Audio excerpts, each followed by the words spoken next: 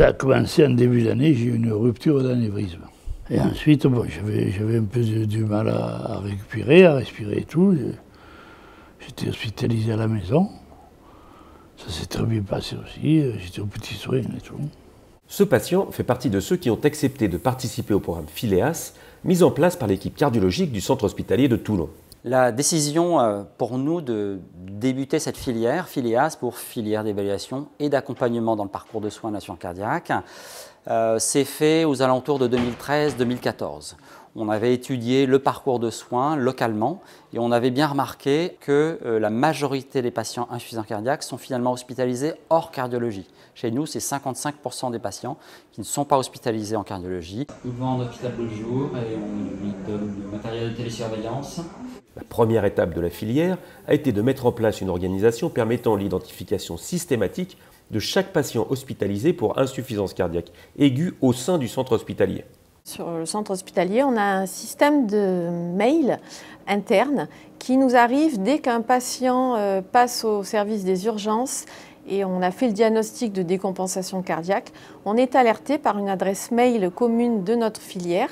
Et nous, notre rôle en tant qu'IPA ou ISPIC, c'est d'aller déjà évaluer le patient, voir si éventuellement c'est compatible avec un séjour en HAD. C'est-à-dire qu'on fait une évaluation plutôt sociale et gériatrique, voir si c'est compatible avec une sortie précoce. Derrière, l'hôpital fait ce qu'il sait faire depuis tout temps. On sécurise le patient. S'il y a un risque vital qui est en jeu, eh bien, l'hôpital sait faire ça.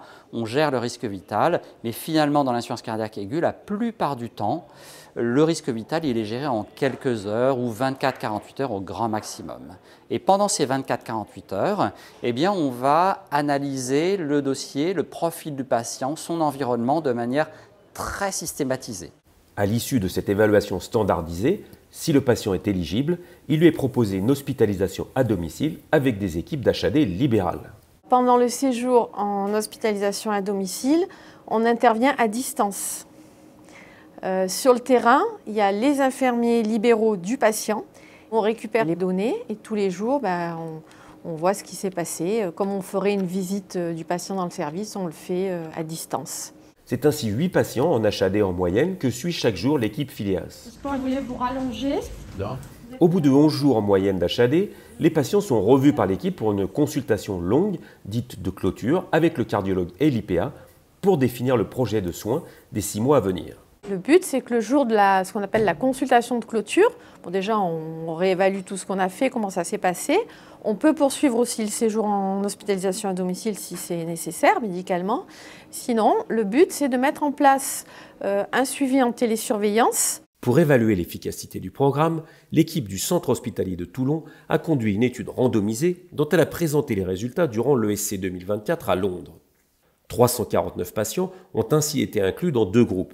Hospitalisation standard optimisée versus hospitalisation à domicile suivant le protocole Phileas. Ils ont ainsi pu démontrer la faisabilité de cette approche avec dans 66% des cas une proposition d'HAD effective, une réduction de 3 jours de la durée moyenne de séjour et la non-infériorité de ce parcours par rapport à l'hospitalisation conventionnelle sur le critère mortalité toute cause et réhospitalisation pour insuffisance cardiaque.